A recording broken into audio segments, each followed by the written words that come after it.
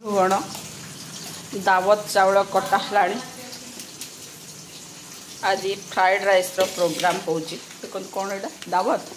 हाँ दावत चाउल 2 पैकेट चाउल आमर आज फ्राइड राइस हम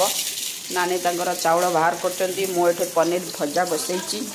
आ सोयाबीन भिजाई आ सब सामग्री सब रेडी हेलानी देखंतु एटा सब छणा हबो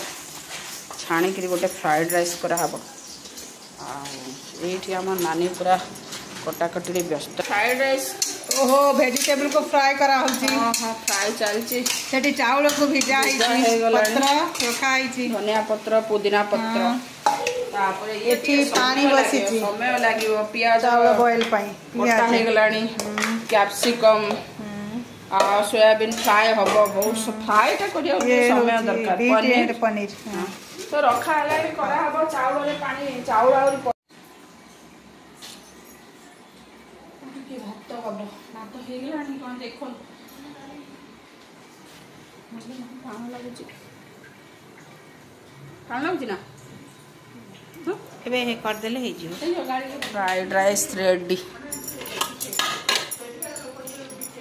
फ्राइड राइस